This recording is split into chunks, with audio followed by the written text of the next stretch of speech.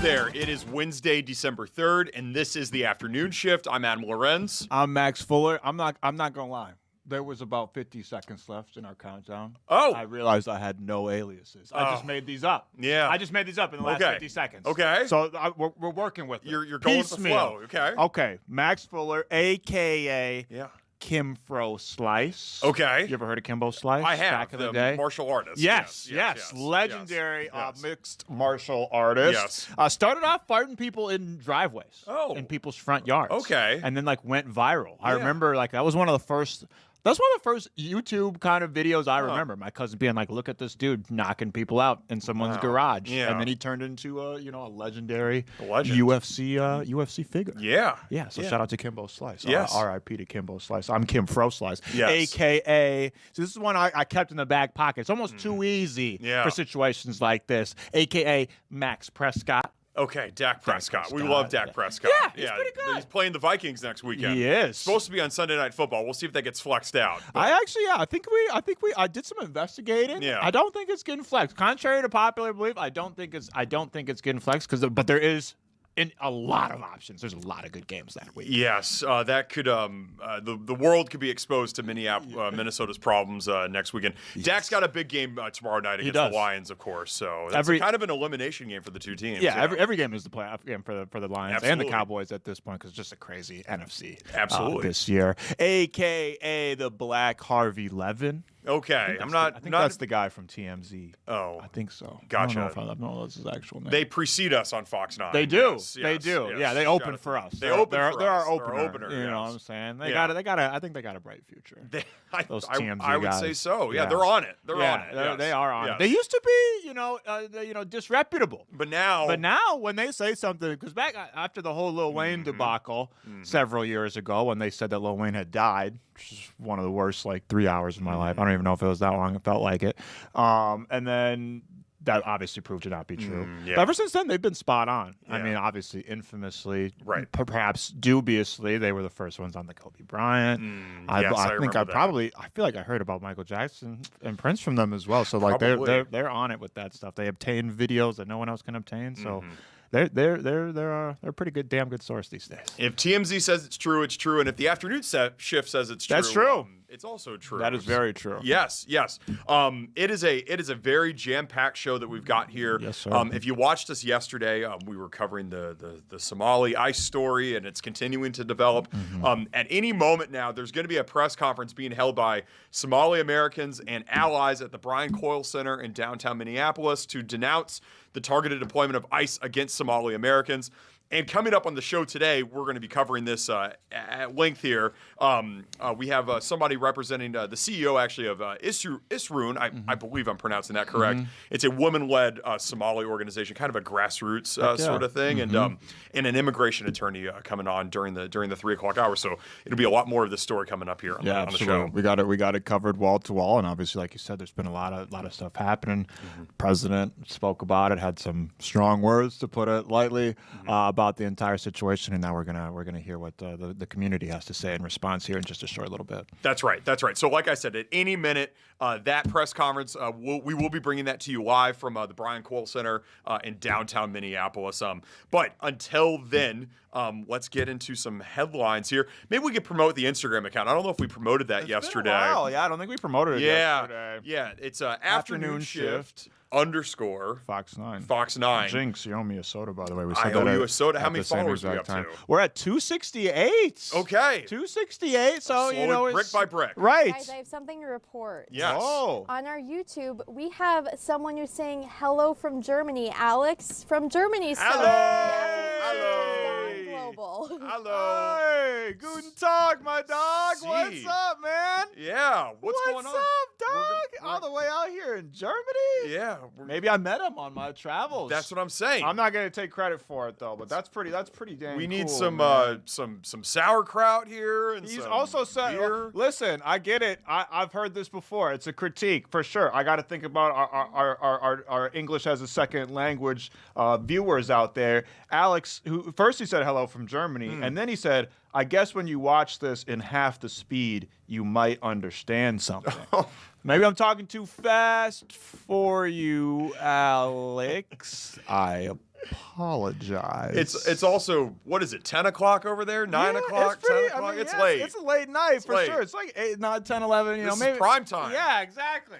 Maybe Alex had been to the pub or something That's like what I'm that. saying, And, yes. maybe it's affecting his hearing or something like that. So yes. we appreciate you, dog. You could have Yeah, been he doing said anything. hello back. So Hey! good job. Fantastic. What's up, man? That's pretty dang cool. Man. I'm all in for German food, except for that hot dog, and they put this like ketchup-y deal on it. Oh, yeah. I forgot what it's called. It's like not my like a thing. Frankfurter. Yeah, Frankfurter. It's like a street meat sort of Yeah, thing. yeah. It's not my thing. Oh, But it's good. I do like. I've been to Berlin twice. I like Berlin a lot. Twice. I had no idea. 2 times. Look at 2 that. times, You like yes. you'd say that you're like it's like your second home. No, I wouldn't say that. But I'm cool with the people of Germany. What were you doing out there? I was covering the Special Olympics World Games. That's awesome. Yeah, that's awesome. at the big Olympic stadium there. It was nice. It was Sweet. really good time over there. Oh, so sweet. Well, maybe you met Alex somewhere along your travels. maybe. Thank you, Alex. Thank you from Germany. And to all of our viewers coast to coast, not just here in Minnesota, we appreciate each one of you. We really do. Maybe Alex in Germany, because Bitcoin, that's a universal currency there. Maybe he's buying some Bitcoin. It's had really of a roller coaster sort of week here. That's what it sounds like. It sounds like it was kind of up for a while and down. That seems to be the general trend of Bitcoin. And I don't. Is it? Are we on the up part of the ride right now, or are we on the down part of the ride? We got our hands in the air right now? As of 30 minutes ago, it's up from 2% from where it was at 5 days ago, but on Monday it was down 8%. So it's actually gained 10 points over the last 48 hours. It's a lot of math, but it's up right now, but it was down and up. And it's crazy, a big thing for a lot of people. I still don't fully understand it. I'm going to be totally honest. Maybe we could have a segment sometime just explaining what the hell Bitcoin is, because I think it's one of those things that we all it's become a part of our daily vernacular, vocabulary. But I think a lot of us are like, I don't really know what that means, but we're kind of too embarrassed to ask. Yeah. I don't know much about it either. So it's interesting, but yeah, if you're an investor in Bitcoin, I guess you're kind of up right now. Hold on to your horses. So. Speaking of roller coasters, how about the Timberwolves and the Wild yesterday? Those were kind of roller coaster wins. Yeah. The Timberwolves kind of no business having the Pelicans hang around with them, but they did win, and that's all that matters in the NBA is that you won. Anthony Edwards has been on an absolute tear. Yes. And, I mean, obviously, shouldn't have needed overtime to beat the worst team in the Western Conference. Yes. But still, a win is a win, and Anthony Edwards is putting up just on a historic run over the last 6 or 7 games or so. It's been 30 plus, 40 plus, 30 plus, 40 plus every single night, and he basically willed the Timberwolves to a win last night. Yeah, they scored 149 points. They won 149 to 142 over New Orleans in overtime. The Wild were also on the road yesterday, and they beat the Edmonton Oilers. They were an underdog in that game. 1-0. You don't see a lot of 1-0 hockey scores these days. It's much more of an offensive game now. Yeah, but you're seeing a lot more zero. It's like if you were computing. If you were doing some hacking or something, 0-0-1-0-0-0-0-1. Programming. That's what these Wild scores are starting to look like because of the Vol of St. Paul, Jasper Volstead, who's been absolutely, incredible. Yeah. He's been everything that you could have expected, and then some. The Wild might have the best goaltending pair in all of the NHL. This is an absolute incredible development. I think a lot of people had some high hopes. I don't know anybody thought that the highs were going to be this high when it came to the walls of St. Paul. Yeah, we'll see you at the parade for both the Timberwolves and the Wild. Absolutely. Yeah, you'll be at both. We can have them on the same day. We'll just take one right from Minneapolis to St. Paul, and the other one from St. Paul to Minneapolis. That'd be pretty cool. That would be pretty damn cool. It would be cool. That would be cool. I'm sure that's happened before. An NBA team and an NHL team winning, because that's a very good question. Because uniquely, almost every other sport ends at a completely different time. Correct. Of a parade for a World Series game would never interfere with anything else, though obviously a football game, but like the NBA and the NHL, it feels like they always kind of go into a silent battle of which can last the longest, you know, and the Stanley Cup final, not finals. People will get mad if you say finals. Usually goes right around the same time as the NBA finals. That's right. So I'm curious if there's ever been a NBA and NHL. If there's any fact checkers out there, I'm actually curious of this too. I would love to know that. So we'll find that out. We'll report back to you. No. It's never happened. It's never happened. Well, Minnesota's going to be the first. There's been a few close calls. The closest example, the Rangers won the Stanley Cup in '94. Yes. The Knicks, obviously, one game away from winning the NBA Finals. Yeah, they got interrupted by O.J. Simpson the next day. They did. It's true. That's true. No, listen. Any ways to bring up O.J. Simpson in the show? The FDA announced a shredded cheese recall in 31 states over metal fragments, including Minnesota. Oh, so do you have shredded cheese in your I fridge? do have shredded cheese at the crib right now. What kind? Like what kind? Is it? It's all sorts of brands. It's out there on the Fox 9 website. You can go check it out. Or we can call up our recall friend. Yeah. What was her name? She was great. She was great. We've had her on Thanksgiving and whatever. You don't want to be eating metal fragments in your shredded cheese. Certainly not. And I feel like, again, I mean, I know this stuff happens all the time, but it just feels like we're hearing about it more. Yeah. Often. I don't like that. No. Yeah. Yes. Grace, yes. Hey, so we're waiting for this press conference where we're going to hear from the community response on these ICE reportedly targeting Somalis in Minnesota. There's still no one at the podium. I can see they're getting set up. They have done a couple mic checks, so I've seen a couple people in the YouTube chat who are waiting for that, and that is coming up. We will take it right when it is ready. Perfect. Grace, what do you say? Why don't we go to break here maybe, and then we can kind of come back and set the table? We're going to stick right here. We're going to stick right here. This is Fox 9. We got the news covered. Yeah. Especially these live press conferences. Bringing you right up to it. We're all covered with it. Just some factoids about the Somali story that I was kind of reading up on. There's 260,000 people of Somali descent living in the United States as of 2024. The largest population right here in the Twin Cities, 84,000 Somali residents. I mean, Max, you grew up here. I mean, this is something that it's part of life. Absolutely. Shout out to all of our Somali neighbors and friends out there. They've been a part of the community. It's been a steady growing community ever since I was a little kid, and it was just like, it felt like obviously, some people move here and it's kind of like a thing where it's like, more family moves over here. And then eventually you have generations and generations of people that have been here for years, man. They're part of it. You cannot tell the story of Minnesota, of Minnesota's culture, of Minnesota's character without talking about our Somali residents, man. They're a huge part of Minnesota culture, Minnesota life, especially in the Twin Cities, Minneapolis and St. Paul, man. And it's just, it's amazing. And I feel lucky for us to have them. We're exposed to whole different kinds of culture, people that have lived all different kinds of lives. And I think it's cool that we're all kind of intersecting and interacting, man. And I can't even imagine what the feeling is like throughout the Somali community right now. Yeah.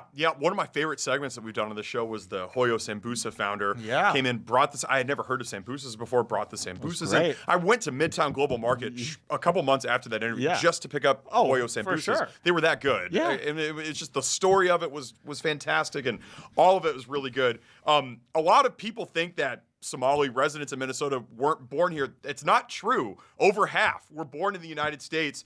And of the foreign-born Somalis in Minnesota, 87% are naturalized U.S. citizens. So we want to think that a lot of our Somali brothers and sisters have immigrated from Somalia. Over half were born here, just like you and I were born in this country. Yes, that's what I'm saying. It's like it's a lot of the times these people have been over here for generations, man. And the fact that they have to deal with this stuff, even worry about this stuff, whether it actually comes to their doorstep or not, I'm sure everybody's going to know somebody that's affected by this. And the fact that you even have to worry about it is a damn shame, because they're citizens just like us, and they're part of this community just as much as me and you, if not more so. So it's truly a tragic situation, but I'm eager to hear what they have to say in response to everything that's going on. Absolutely. The Minneapolis DFL House delegation put out a statement. I know we're going to go right to that press conference. We're going to bring you to the Brian Coyle Center right now in downtown Minneapolis. This is being held by Somali Americans and their allies in response to these ICE news about targeting Somali Americans. Let's go to the Brian Coyle Center.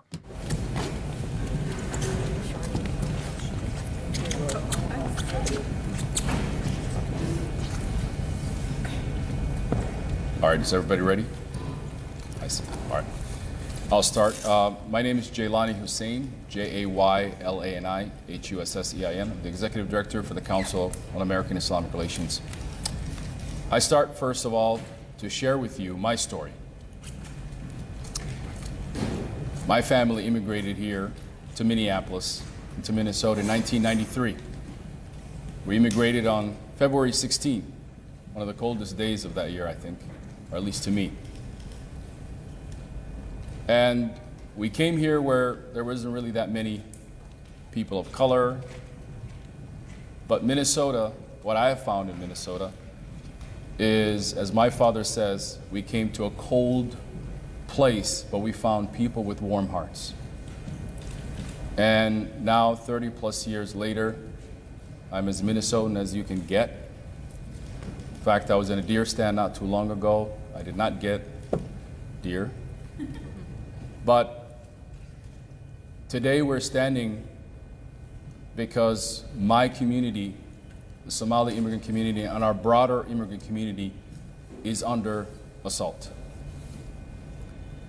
Part of me says that we are under assault because we exemplify what it is to be an immigrant in this country.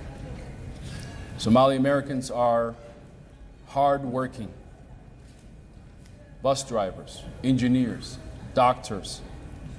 We do the jobs that many people don't want to do. And we are in both the urban core and in greater parts of the state. We are and have been in this country for a long time. In fact, overwhelmingly majority of our community is actually younger children who are born here in this great state of Minnesota. What President Trump and most of the public who are attacking our community is not aware of is the success of this great community. And I believe personally that is why we are being targeted, and that's why we're being attacked. And to my beloved Somali American community who now feel the breath and the weight of this federal government dawning upon us with ICE agents now traveling in different parts of our city, I speak to you to say, number one, know your rights. Be calm, collective. This moment will pass. And not only will it pass, but we will come out of this moment stronger, more resilient.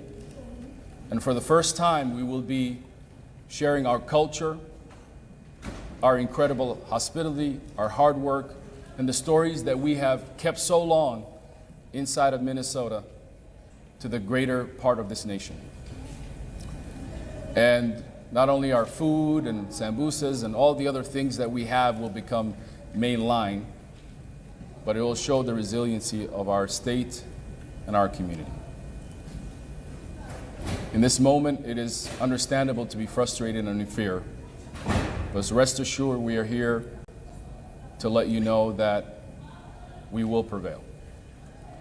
To President Trump and the base that is attacking our community,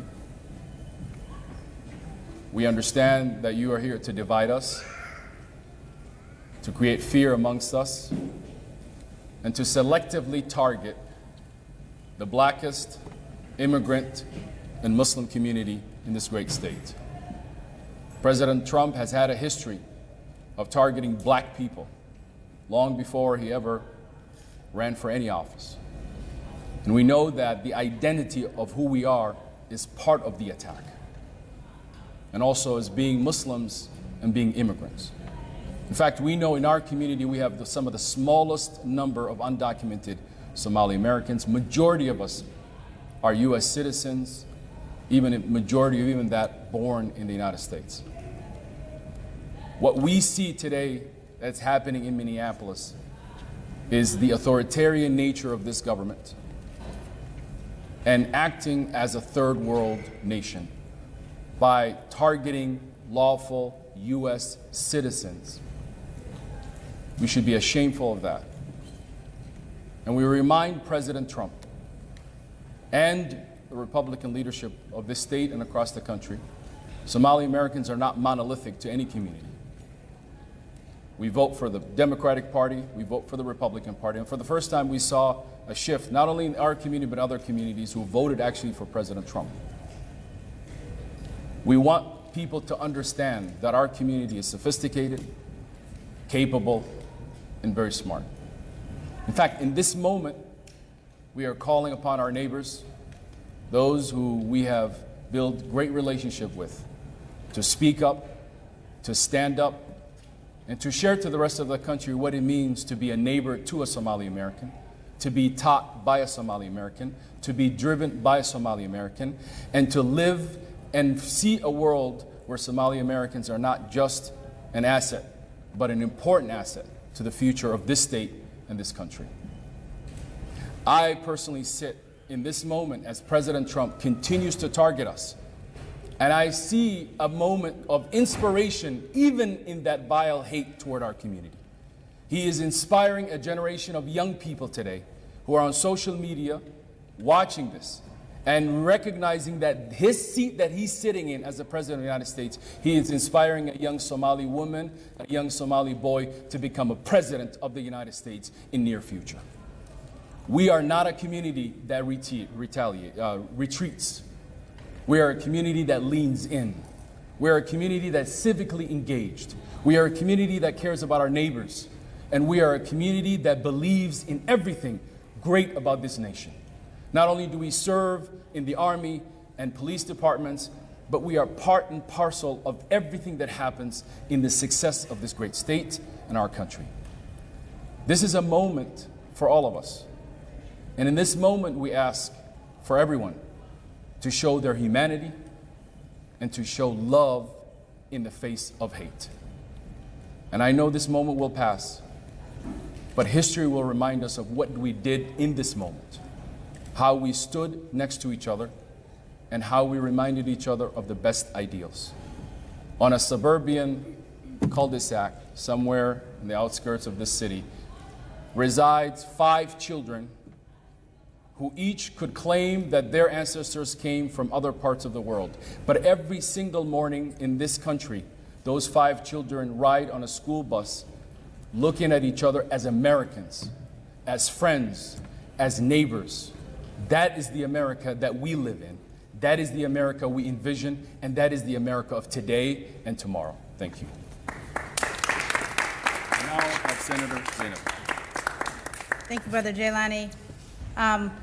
Thank you, everybody, for being here. A couple of weeks ago, right-wing podcasters said Donald Trump should revoke temporary status for Somalis, 700 people across the country who are seeking refuge from famine and violence.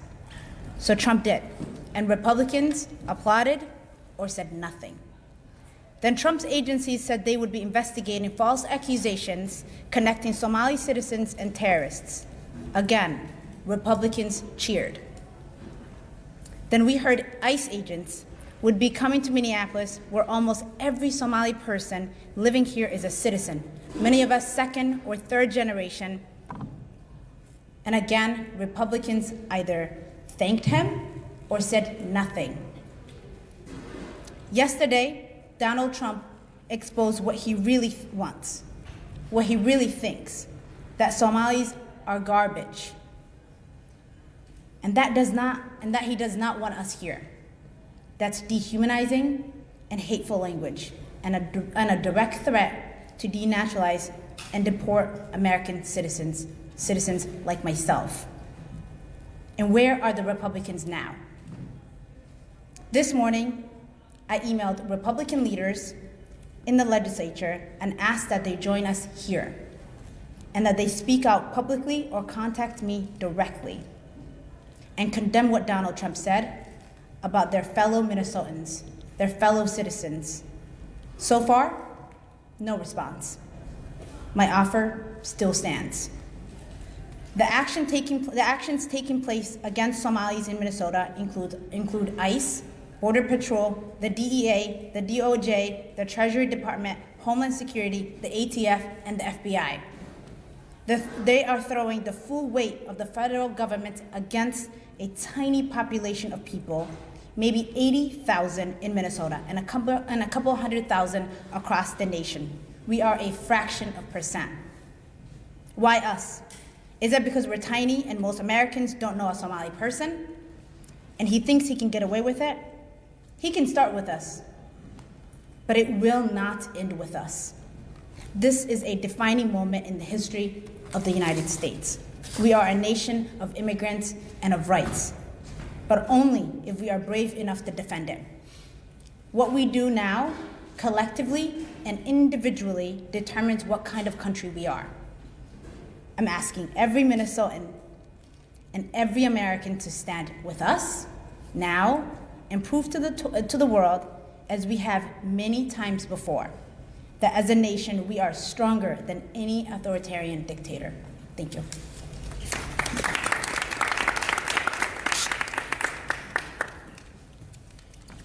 Good afternoon. My name is Jamal Osman. I am the council member for Ward 6, where we are, where a large East African community reside and call it home for the last 20, 30 years. Thousands of residents, many of them U.S. citizens, are living in fear of what the president has said and the threat that's coming from federal government.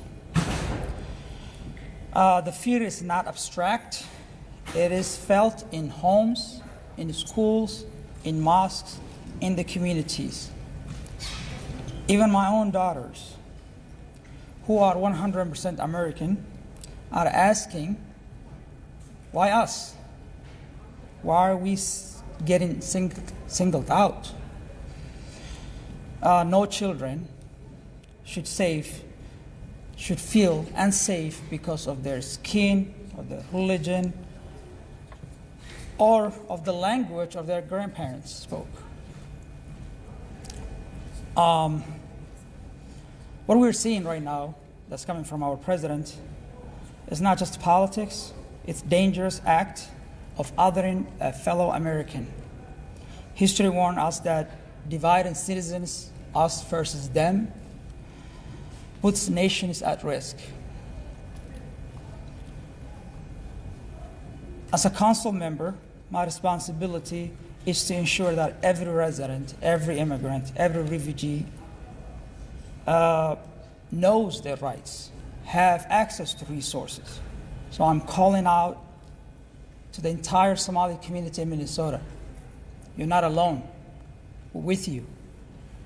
You see behind us wonderful state legislators that came to your community, came to your doorsteps. We have seen many churches, many organizations, many Americans that do not look like stood beside us last few 48 hours or so. We are resilient. We know fear. We run away from fear. And now we're facing fear, and I know we can come over and get over this, and we will go through this. So, Mr. President, we are U.S. citizens. 98 plus of residents of Minnesota are U.S. citizens. Over 50% are born here. We are American, as you are. So let me change your perspective of Somali. I would like to invite you to Minneapolis. Put down the hamburger and come grab some sambusa, some chai tea. Come to Carmel Mall. It's a wonderful place. We contribute a lot to the culture, music, the art. What makes Minneapolis and Minnesota wonderful? It's the Somali community, and we're here to stay. Thank you.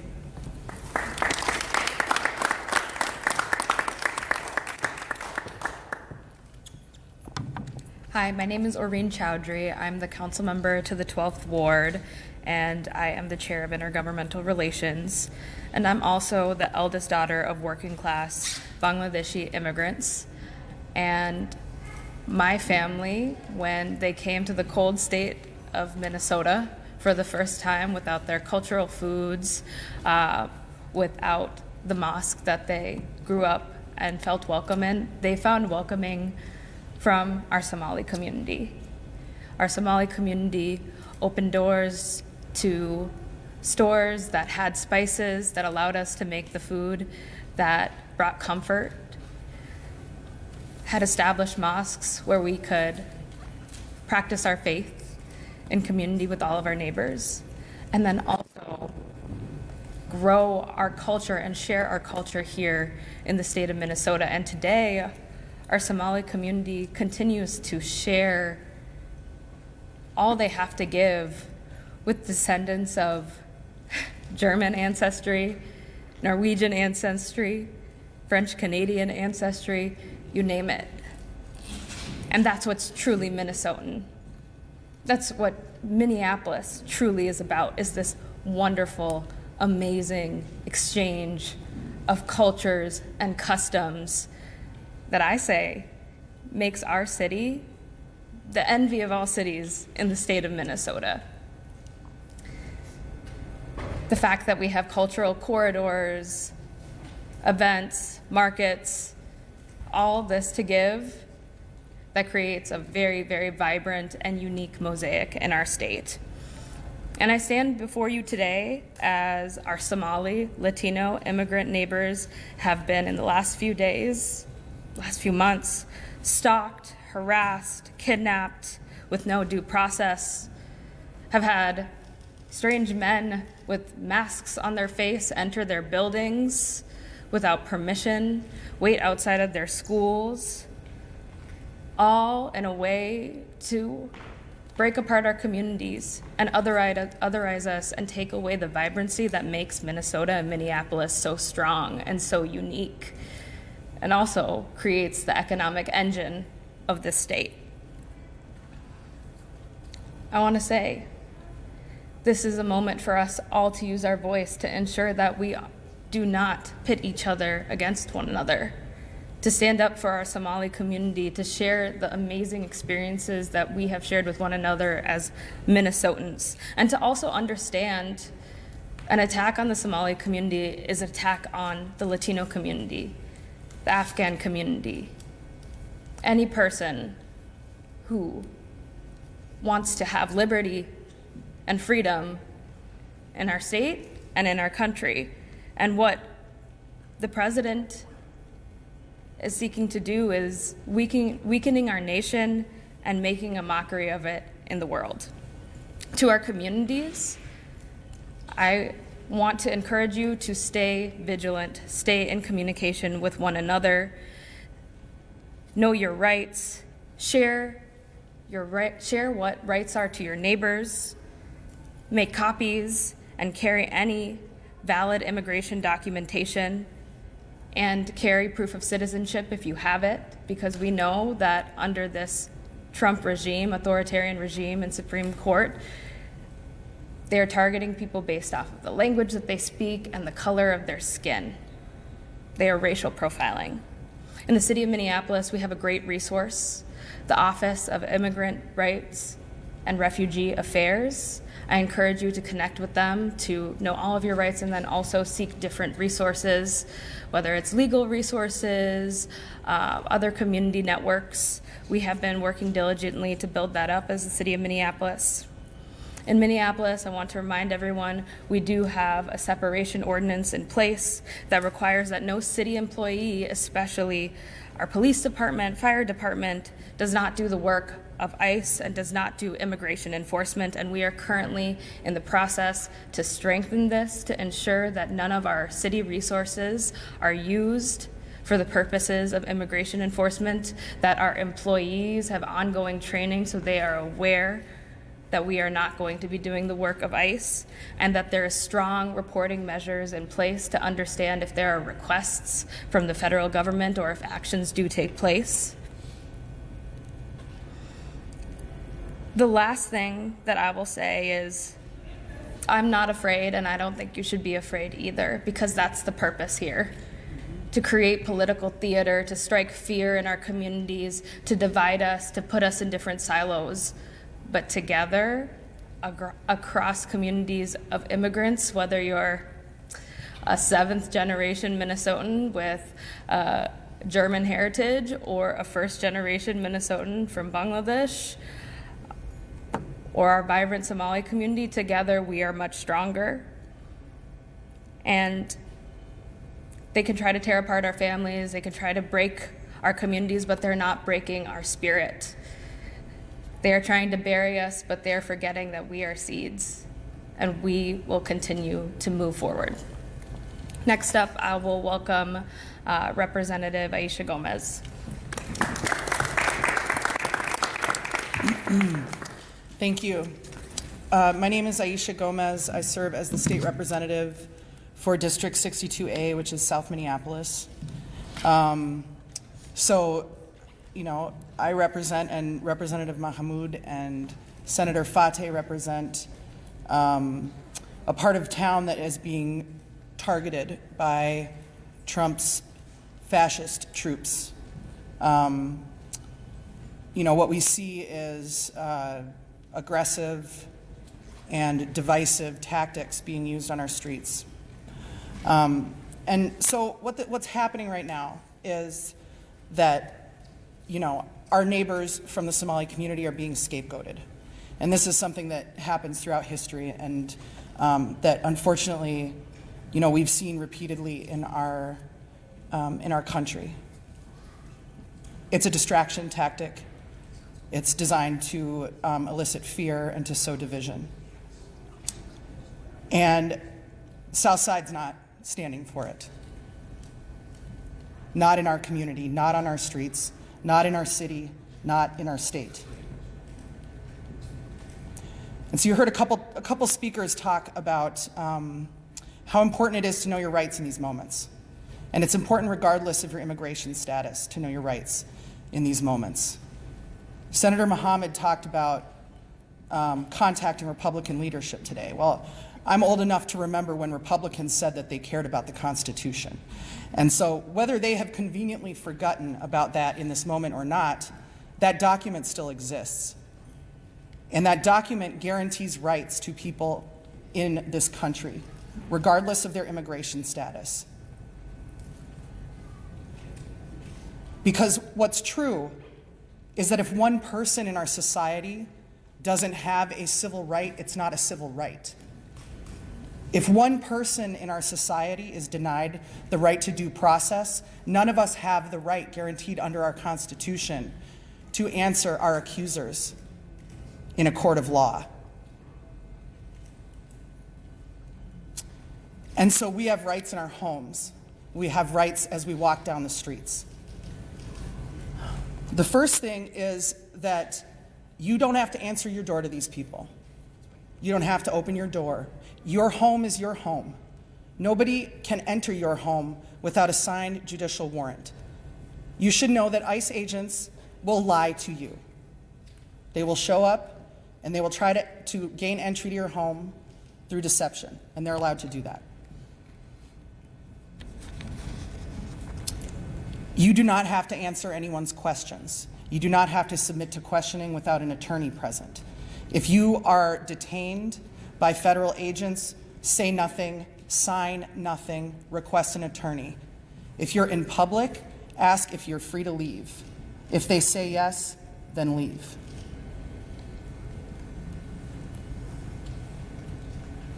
Don't share any private information with a federal agent if you're detained. Don't share your address. Don't share anybody's name that you're associated with. Ask if you're free to leave. If you are not, request an attorney and say nothing further, and do not sign any papers. Contact your consulate as soon as you are able if you're detained by federal agents. And then I want to talk just for a moment to people like me who are not impacted by this threat in the same way as our beloved Somali neighbors are, because we have an important role to play in this moment. I said, and I believe firmly, that ICE is not welcome on the streets of Minneapolis. They are certainly not welcome in the south side of Minneapolis, where they seem to be trying to take up residence right now. And so as somebody who's not directly impacted, I believe that it's my responsibility to show up and to communicate to them that they're not welcome here. And I'm willing to do that in any way necessary. And mostly just asking questions, making noise, letting my neighbors know. I have my whistle around my neck. A lot of people in the neighborhoods have these. If you hear a whistle in your community, go and check out what's happening. If you don't have a whistle, maybe you could get one. It's a way to communicate to people that there is an issue of concern happening in the streets. Don't be afraid to honk your horns if you see something happening. Don't be afraid to record. You have the right to record these activities. It's up to us in these moments, because what we know, you just read the news. Activities of this administration are being struck down in courts left, right, and center, right? They have no hesitation about engaging in illegal activities, and they'll just wait and fight it out in court, right? So there's lawlessness among us in that way. And so we know that these tactics are sometimes we need to come together and disrupt them. And so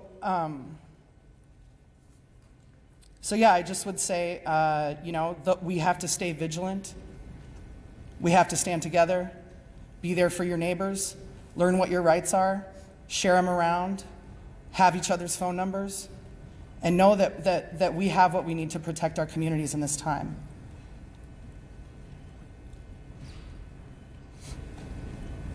And that history judges people about how they show up in these moments. In these moments of,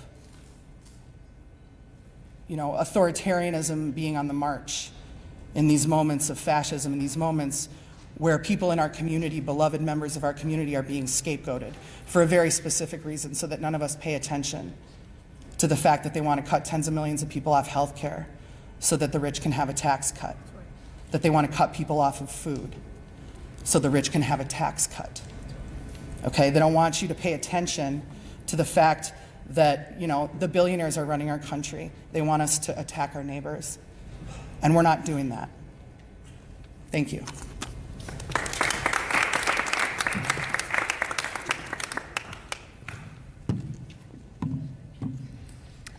My name is Doran Clark, D-O-R-O-N Clark. I'm proud to be the senator of the Cedar Riverside neighborhood, and I'm proud to stand with my Somali neighbors, my Minnesotan neighbors, and say no, and to condemn these actions. The Somali community is part of what makes Minneapolis great, which makes Minnesota great, and which makes me proud to be the state senator for this district. Our neighbors, our Minnesotan friends, came here because they recognized the promise that is America, the promise that is Minnesota. And I stand with them, and I condemn these attacks, and I'm so proud and inspired by all of my neighbors who've stood up and said, not on my watch. We stand with our neighbors. We stand with New Americans. We stand with our Somali friends and neighbors and say, you are part of Minnesota. You are Minnesotan. You are an American. And I'm proud to be here in Cedar Riverside. I'm proud to be here in Ward 6. And I'm proud to say that, well, this community is Minnesota. This community is America. And I'm so glad you're here.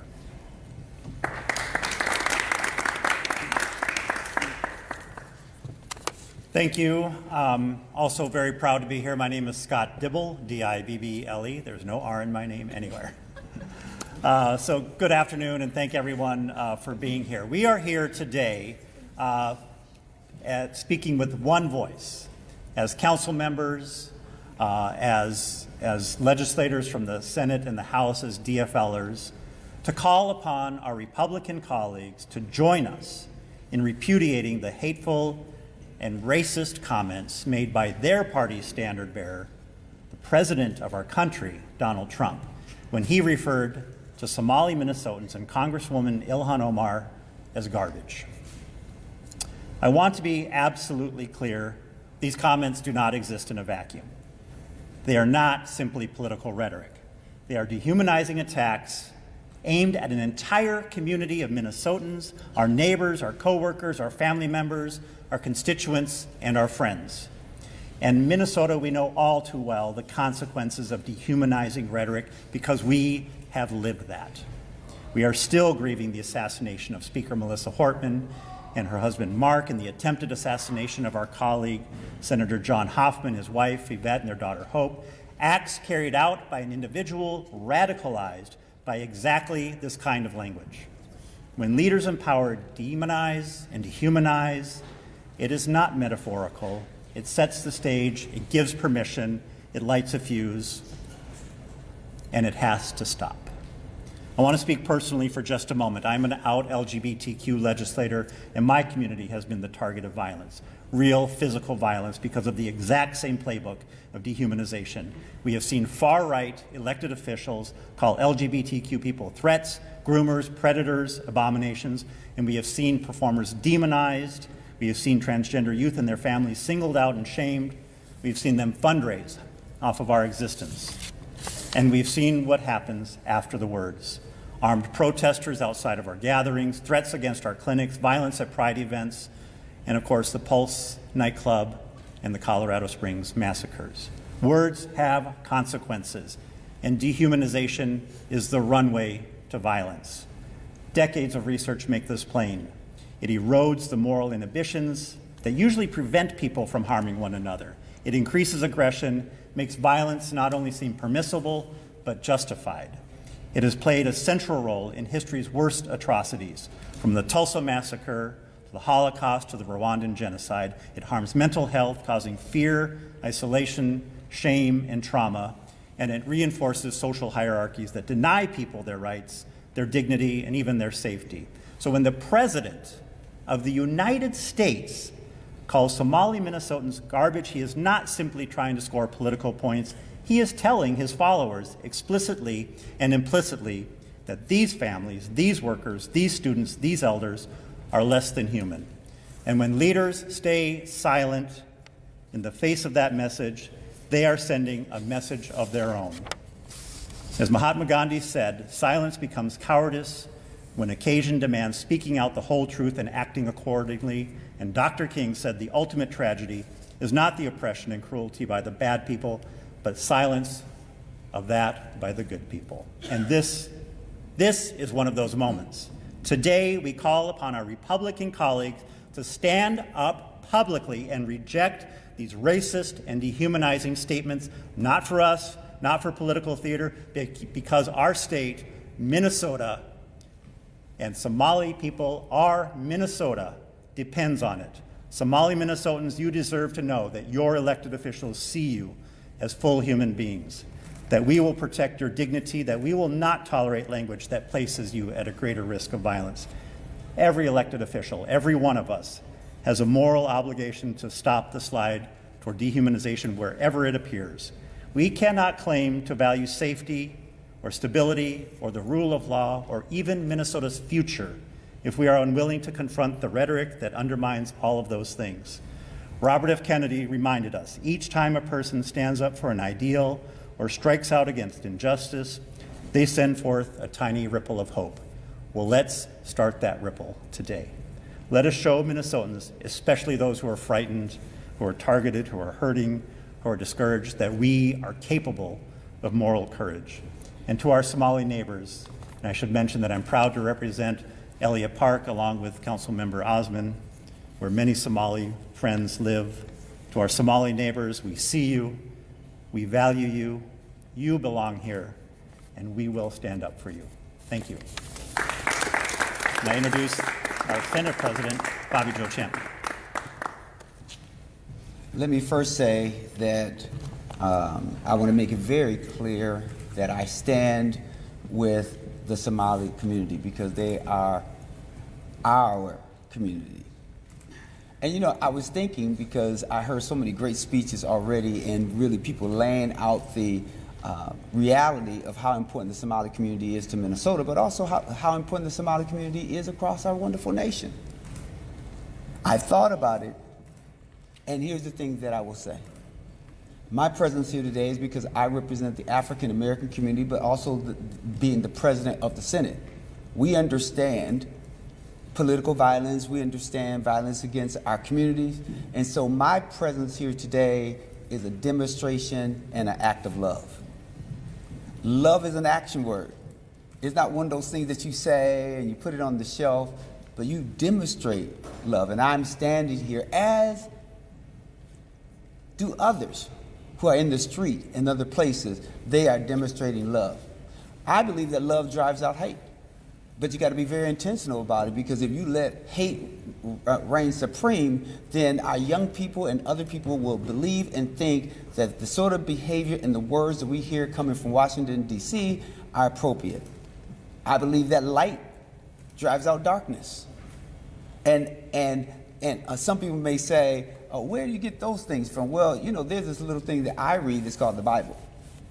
And the reason why I'm mentioning that is because some people believe that it's okay to sell Bibles, but not read Bibles.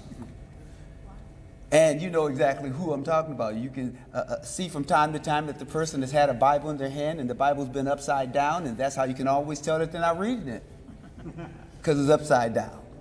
But you also know that they're not reading it is because if one's actions only speaks hatred against another person or another community, then that is not an act of love. And so I want not just the people who are standing behind me, but those that we've called out, the GOP, people in the African American community, people in all over, allies. It is important for us to speak up and be bold about it. Martin Luther King, I thank Senator Dibble for raising Martin Luther King, because one thing that he said is a threat to justice anywhere is a threat to justice everywhere. But my favorite passage is when he says the ultimate measure of a man is not where he stands at the time of convenience and comfort, but it is where he stands at the time of challenge and controversy. So we're going to be measured by this moment and whether we step into this moment and we do the things that we need to, because when one of us hurt, all of us hurt. When one of us is being attacked, we're all being attacked. So I want us to stand up, and I want us to speak out, and I want us to be bold. And I want us to be clear that we all are affected when just one of us are affected. We are linked together. We are joined together by our human spirit. And being connected by our human spirit means that if you move, I move. If someone's attacking you, they are attacking me. So I am here, and I want you to know that I'm going to do everything within my power to make sure that we protect our Somali community, our Latino community, any community, every community, because we are all members of the human race. And so I want to just thank my colleagues for standing, and now we are looking forward to our GOP members joining us. Thank you so much.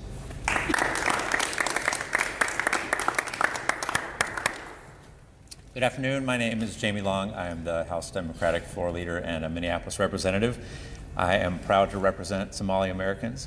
I am proud that Somali Americans go to school with my kids. I am proud to have colleagues who are Somali Americans in the State House and the State Senate. I am proud to be represented in Congress by the first Somali American to ever go to that hallowed chamber. The only garbage that we are seeing in our community today are demonization and othering of our neighbors. The only people who should be leaving our community are the 100 federal law enforcement folks who were flown in for a political stunt and who are in our community now, arresting citizens and arresting people who are lawfully here. We are seeing these attacks on our state and our community, and so far I have not seen one state Republican elected official say anything back. In fact, I have seen folks like Lisa Dameth put out a tweet encouraging the president, I guess because she wants his endorsement when she's running for governor.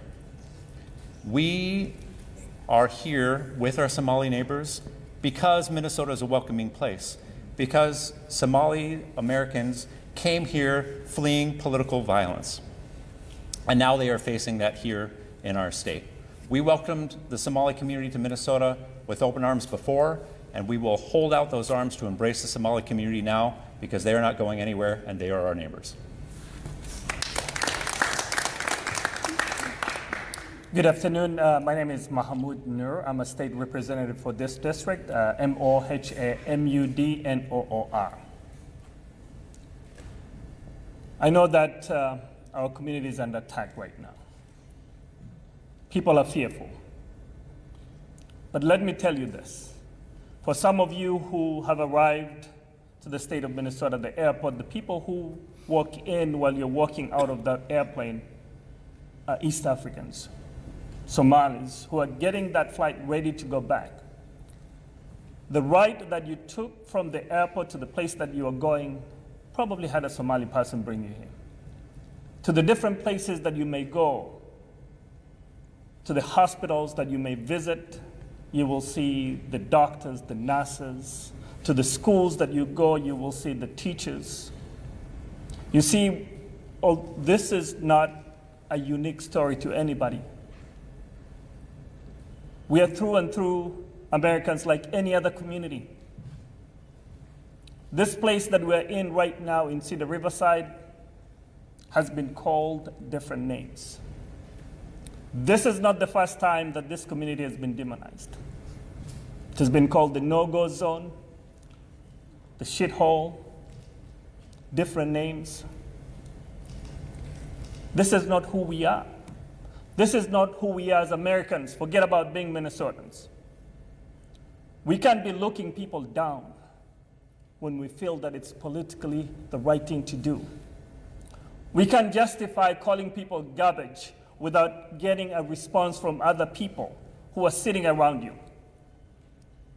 It's not justified to put communities in harm's way. As you've heard previously, our Speaker of the House, Melissa Hartman, and her husband were assassinated. And my friend, George Hoffman, and his wife, Yvette, and their daughter, Hope, are really going through the healing process after the assassination attempt. As you've heard from my colleagues, we can't justify words that will create harm. We can allow our colleagues on the other side to be sitting on the sideline when they know that this is going to create a harm to the community that lives right here. My 4 children live in this neighborhood. Our community is united. Our neighbors are standing with us. To you all, I want to let you know that we are all greater than fear. Thank you so much. And with that, thank you to our leaders for being here. We'll take a few questions. To the Somali American officials, what sort of impact does language like being called garbage by the President of the United States, what impact does that have on your community?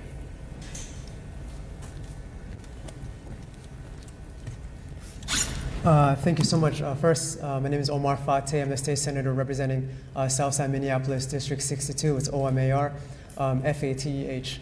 The term garbage is not only hurtful and shameful, but we know that, as our other colleagues mentioned, that language matters, and language leads to action. And that type of othering, that type of attack leads to political violence. We've seen our colleagues get attacked and murdered.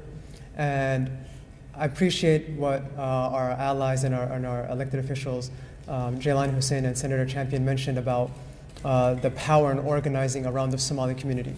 And this is happening because the Somali community has gained power. We are Uber drivers, we're bus drivers, doctors, lawyers, elected officials, and having community members stand up with us, especially those from the Black community that paved the way from us, is their sacrificing their lives back in the 60s and through the civil rights movement that allowed us to be where we're at today. You know, my father came here as an immigrant in 1963. I'm the son of immigrants from Somalia. And the year he came to America was the same year of that famous speech from George Wallace saying, segregation now, segregation forever. And what we're seeing right now is a repeat of that history coming back full circle. And as elected officials, as allies, as community members, as human beings, we're standing up against that. Have there been any ICE operations or detainments today in the Somali neighborhoods that you know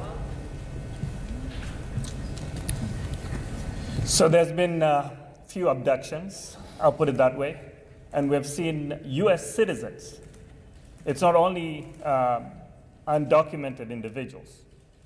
We have seen that documentation of people who are here legally, who are being detained. And we've also seen an abduction that happened even in the parking lot across from here. That means they're not looking for specific individuals. They're targeting an entire community.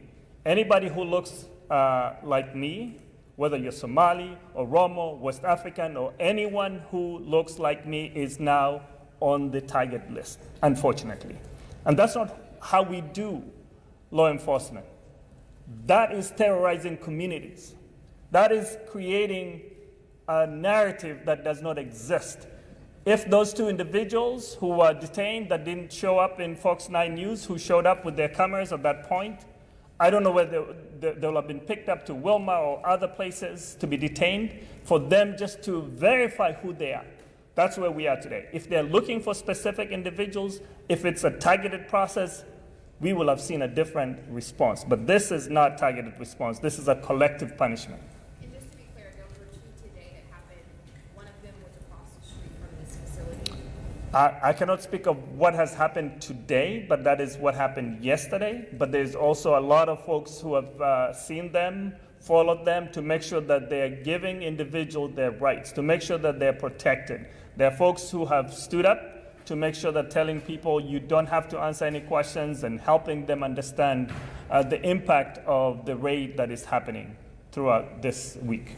Is there information you can share about efforts in the Somali community or in Cedar Riverside to organize rapid response or training them? I know you're right. You can answer, but I just want to follow up. What's happening? ICE is here. They have been here since yesterday morning. I saw them myself last night, right here on Cedar Riverside, 3 SUV, about 45 minutes, go in circles. White dudes with masks. That's what we saw. They are stopping the citizens. They knocked one door over there, right here in this building. I guess the person they were looking for wasn't there, so the neighbor opened the door, the right next door, opened the door because they hear the noise, and they were detained. They're like, "What's your documents?" So they're not discriminated. They just want to see who looks like Somali, and that's where they're coming. So they are there. And one thing I do want to share, they hate the media. They don't want to be seen. So go out there and chase them and take a picture.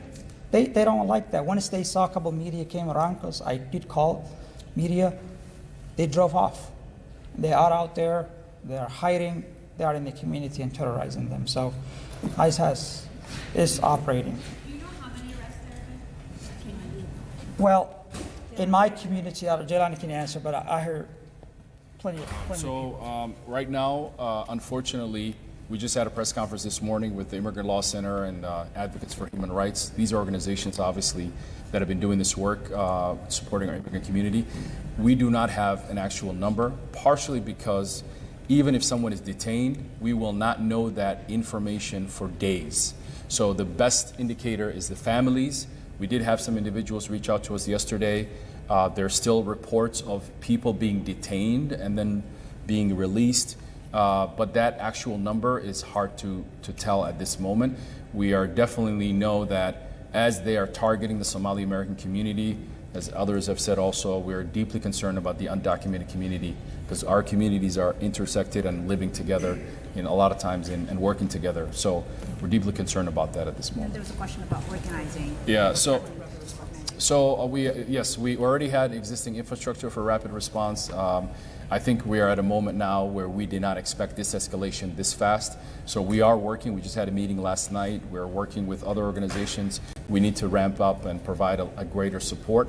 We're also asking the local media, as they share basic information about what people should know if they're needing help, and specifically the general public who are like, how do I help, or what do I do? And there's information about that. We will continue to provide updated information through all of our organizations, and we encourage the public to share that. There's a lot of opportunists on social media that are using this moment to try to send false information, to try to create more fear. We're encouraging the public to get as much information from credible sources and not to rely on bloggers, influencers, whether they're here or abroad, because there's a lot of people also pulling old videos of some things that have happened and trying to reignite that as something that is currently happening. Can the elected officials in the room speak to what's been like trying to gather information about what's happening, both from federal authorities, but also from your communities, as you mentioned, trying to verify what exactly is happening? I mean, I would say I think our legislators are collectively all responding as much as they can to community concerns. We have been in communication with the governor's office, and he's trying to give us as much information as he has. ICE isn't giving any agency heads up across any jurisdiction, so we know that. We're also getting a lot of emails and contacts. I've had hundreds of calls and text messages since the article dropped yesterday. And I think one of the most important things is people want to know what they can do and how they can protect their immigrant neighbors. There have been building captains, block captains, and so people are organizing in ways I haven't seen before around this issue. So the reality is we're getting trickled down. Right now, as I speak to you, someone who was a patient, they dragged him out, and the nurse just sent me a text message saying that that individual who she was providing services was abducted right now as we speak. So that is the way we're getting information from our constituents, our friends, and across the state. So many of the individuals who are reaching out understand that we're going to be looking for resources for those individuals to make sure that their loved ones have gotten access to a legal process. So it's helpful to understand that those actions will lead to many folks reaching out to us. From the federal perspective, we will let other people who are at the federal level, from our senators, our congressional leaders, deal with the federal level. Can you just go over the details of this immediate kidnapping of the person who was taken? So we're getting messages as things are happening on the ground.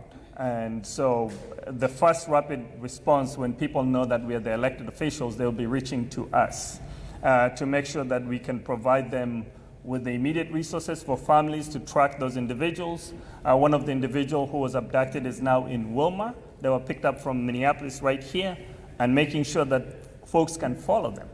They will not have discovered if they didn't know how to follow that through process. So we want to make sure that there's a way for their loved ones to know what is going to happen next. In a Minneapolis hospital? Is that where you It was in a medical setting that they were getting service and they were abducted right now. And I just want to touch on one thing also, that as elected officials, we're not just representing our communities. We are rooted in community. Folks are very well connected to community members. And so a lot of times we get information directly from people that are impacted. They have our cell phones, they have our emails, they know our family members. We're all connected to each other. And what we've heard and what we've seen is that not only have our immigrant communities been targeted, but a lot of the folks that have been detained and captured are folks that are U.S. citizens. People that are not only U.S. citizens, but born here, raised here. I've spoken to a lot of young folks that have said that they have to walk around now with their passports, even though they were born in America. They've never been to Somalia. Some of them, their parents were born here in America. And so I think that's a shame and that's unfortunate. But we've seen folks rally the troops, neighborhoods, organizing block by block. We've seen entire apartment buildings organized, forming WhatsApp group chats. And so what Representative Gomez said earlier today was exactly right, that we must stay united. We got to organize together. We got to get involved. Join these group chats, these neighborhood group chats, whether it's text messages or WhatsApp. Are you going to get some of these annoying auntie forwarded chats, messages that are like chain messages? Probably, yeah, right? But at the same time, this is the best way in which we can combat this hate and combat this fear. There has been some false alarms because the level of anxiety is so high, and we're trying our best to not only disseminate information, but fact find and find out what's real, what's happening, what's not happening. But we're getting that information directly from community. You mentioned earlier that the Republican representatives who sent an email and they're not responding to you. Would you say they are standing with Trump rather than with the community they represent? Thank you for that question. I did send an email to our Republican leaders, both in the House and the Senate, asking them to not only condemn what Donald Trump said about the Somali community, but to come today and stand with us. I have not gotten a response. I look forward to their response if they ever want to respond, but we do know that in the past few weeks, they have been cheering what this president and this administration has been doing. They have sent letters to their federal Republican delegation telling them, good job, we want you to keep doing. And so I want an answer for their Somali constituents who are US citizens and whether they think that they are also garbage and they agree with Donald Trump or not. This is for like one of the Somali community members. The allegations of the over $1 billion in fraud and a lot of that money being sent over to Somalia to terrorist organizations, and it's all rooting right here in Minneapolis. What's your response on that? Well, first of all, most of these fraud is wrong, period. Anyone who commits crime against our community should be held accountable, period. It's been over 2 years. These cases have been handled by the FBI. The FBI has not made any allegations that any of these individuals send money abroad to a terrorist organization. We know that this alleged was used before as an effort to create this fear. But any crime that is committed by individuals should not be put on the entire community, and that is false and should not happen. And unfortunately, this is not new. We know that minority communities and communities of color are oftentimes criminalized through the actions of individuals, and this is unfair to our community, and unfortunately, none of those things have been substantiated at all. But crime like fraud is definitely something that impacts all of us, and we're going to do everything possible to ensure that our community responds to that. So with that said, our phones are blowing up. We are literally trying to figure out how to support our community in the best moment. So I really appreciate your time today and for covering this. Thank you.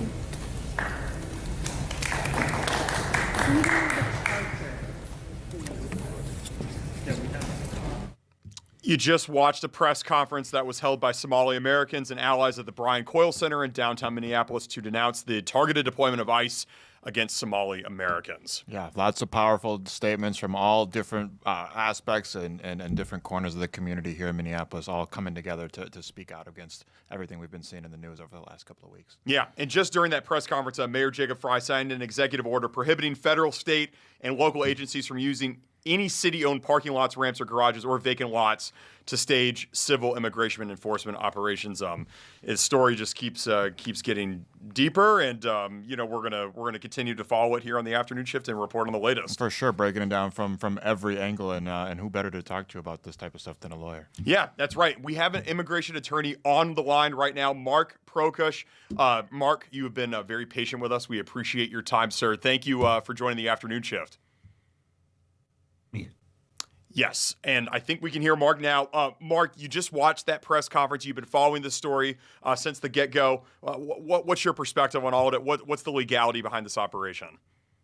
Well, the legality, I suppose, it depends on which people that are being targeted by ICE, and we just don't know that. As you've heard from a couple of the people there, we won't know who these individuals are for days or more, and so we're getting these pieces out by bit through families. And so we as attorneys have to take a look at these individually. There might be somebody with a valid deportation order who has a felony conviction, or it might be one of my clients is this 54-year-old woman who's been in the U.S. for 25 years, no criminal record at all, has a husband and 3 children.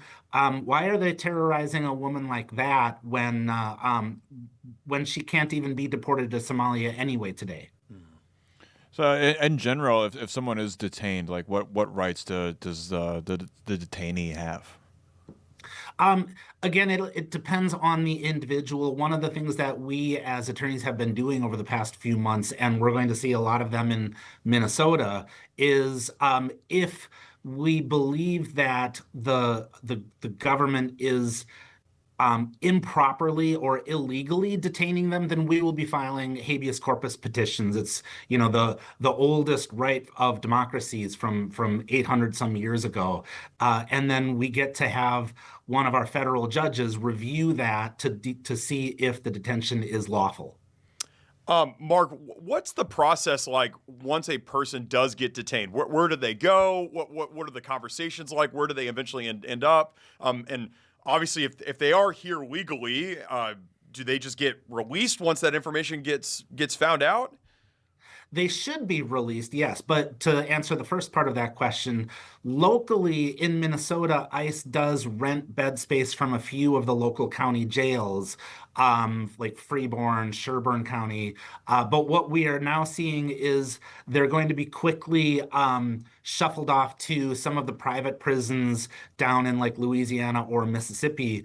And again, it will be days before we even learn that to know exactly where they are. And they're doing that because some of those private prisons are located in places that is deliberately hard for attorneys to get to. I'm sure there's a lot of people out there in the community that are very afraid and concerned and confused. And if those people out there, like if you have any type of concern whatsoever, what should you be doing to prepare for this possibility? So we've been sending out, and a lot of nonprofit organizations have been sending out, they mentioned Immigrant Law Center, the Advocates for Human Rights, basically a Know Your Rights flyer. And it explains things both in English and in Somali. They actually have it in Spanish and multiple other languages about what your rights are. For example, if you are in your home, you do not have to open the door unless the ICE officers have a judicial warrant. They usually come with administrative warrants, and you do not have to open your door unless it's a judicial warrant, because that is a warrant that's issued by a neutral judge, not just some ICE officer that writes on a piece of paper that this is an ICE warrant. Mark Prokush, you're an immigration attorney. We just heard from those government leaders at that press conference that these ICE operations are already underway. There was reports that they were happening over Thanksgiving weekend. Just during that press conference, there was one of them recited the story of somebody getting taken away from a hospital bed. Have you yourself had any clients in the Somali community over the last few days? Fortunately, none that have been detained, but we've actually had, I think, about a dozen of our clients had ICE come to their door. And so we've been getting a lot of panicked emails and phone calls and texts. And I have to give a lot of kudos to my staff, because I was actually traveling yesterday. I was stuck on a plane while most of this was happening. And so it was my staff that was taking care of all of this. Mark, now I know it just kind of basically happened, I mean, within the last hour or so. Mayor Jacob Fry, Adam just talked about it at the beginning of the interview. He put out an executive order prohibiting federal, state, and local agencies from using any city-owned parking lots, ramps, garages, or vacant lots to stage civil immigration enforcement operations. Just like your quick, off the top of the head reaction to that. I like that because, again, we get to the question of what rights do the ICE agents have? And again, if they don't have a judicial warrant, then they should not be allowed to go into areas where they are not invited. And it kind of sounds like Mayor Fry is saying these people are not welcome here. And so I'm excited to hear that. I'd be curious to see the legal justification for that. I haven't read it yet, but I'm looking forward to that. And we're being told, Fox and I wants to make sure everybody knows, we're not sure exactly how that executive order is going to be enforced, but it is out there from the mayor's office. Mark, there are hundreds, if not thousands, of Somali Minnesota residents out there that are probably nervous to go outside, nervous to be in public. Is there anything that you would recommend somebody that is nervous to be out in public, even if they are a legal citizen of the United States, what they should bring or what they should do? Again, if they have any type of immigration document at all, then as some of the people you at the press conference were saying, it seems that part of this is targeted. They obviously were going to specific individuals. My clients, they definitely were going to their houses. But they're also just apparently just rounding up people who look Somali. And so if you have any type of immigration document, carry that with you. And I want to make a point of this too, is most of these people, most of these Somalis do have active applications going with Homeland Security because they're trying to get to that final legal status where they can then eventually become U.S. citizens. And so if Homeland Security wanted to see these people, they could just send them a letter, hey, about your application, why don't you come down to the office and so we can talk to you? This all seems to be purely about fear and terrorizing and wasting a lot of taxpayer dollars because they could do this a lot more efficiently without causing this fear. Mark, maybe this is a dumb question. A lot of these, like when I see resources, obviously, being a black man in America, I see a lot of these resources too about how to handle encounters with different types of law enforcement, whether they be federal, state, local, or whatever. And I often see the kind of asking the question, am I being detained? And then you say, if not, then can you walk? Does that actually work? It feels like a little dubious. I don't know. I feel like the police are not just going to let you, am I detained? Is that a good strategy to kind of go into an encounter with a potential law enforcement agent? Is that a good strategy? If you're talking about the ICE officers, I don't really see any point to that at all. That's a great strategy. Like when you're dealing with customs officers down at the southern border and you get stopped because, again, you have an interest in the safety of being in your own car. But if ICE, again, if they're targeting a specific individual, that I don't really see any point in that. They're going to, if they let you, if you let them into your house, or if they stop you on a sidewalk, they will detain you. And so I don't really see how that's very effective. Mark, the Somali community, understandably so, is all in the headlines now because of this targeted sort of ICE operation. Are other ethnic groups that ICE may have previously had been targeting, do you see them as being off the hook right now in Minnesota, or do you think that everybody kind of needs to stay on guard as well? I would say everybody needs to stay on guard. It seems that the MO of this administration is to, spend a couple of weeks on a topic and then move on. So, there was the fraud investigations by Homeland Security here in Minneapolis about 6 or 8 weeks ago. And then they went to Chicago for a couple of weeks. And then they went to North Carolina for a couple of. So it seems that they have a focus for just a couple of weeks and then they'll move on. And right now the focus is Somalis for, whatever political reason that the administration can come up with right now. Mark, what are some good resources for those out there that are concerned or maybe are dealing with this directly? Locally, as some of the speakers at the press conference talked about, Immigrant Law Center of Minnesota, the Advocates for Human Rights, those are top-notch nonprofits in the Twin Cities. Otherwise, the ACLU will always be a good research tool for finding how to help yourself out. And that Immigrant Law Center Minnesota website is right there on the bottom of the screen, ilcm.org. Mark Prokush, we really appreciate your time. Thank you for being patient with us, and hopefully we'll get you back here on the afternoon shift soon. My pleasure. Thanks so much. Thanks. Ongoing story here, a lot developing, and we're just kind of witnessing it in real time like everybody else. Yeah, absolutely. And we got you covered here on Fox 9 on all of our channels, linear, streaming, and otherwise. We're going to be covering this story wall to wall for sure. Absolutely. We are going to take a commercial break, the first commercial break of the show today, as a matter of fact. So we're going to take a commercial break. We're going to come back with a little bit of a lighter news story. You may have seen on Instagram or other social media platforms the Spotify Wrapped. The drop day is today. It's the Spotify Wrapped Day, a day that people wait for, all year long.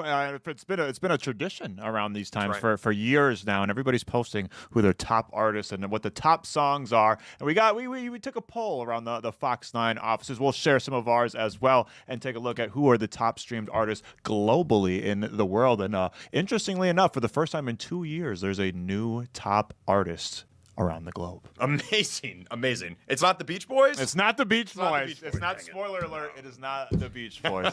We'll be back with Spotify after this.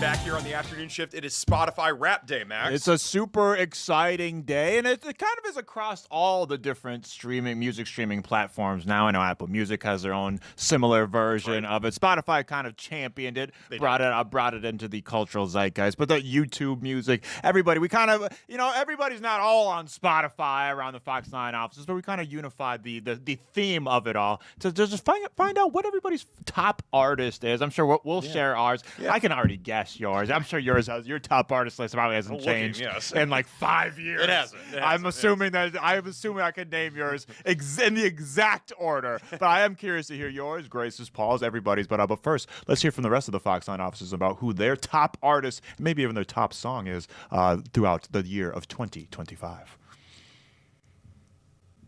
Okay, Lori's looking at her Spotify I've rap not looked for at the it first yet. time. For Okay, the ready? very first time. Let's see. You listened, we counted. 55,000 minutes. Dang. Okay, that's a lot. Okay, we're dance, pop rap, soft rock, electronic, and country. Age is just a number. 62. That's pretty young. I was 69. What? That's the youngest I've seen, honestly. Oh my gosh. 62.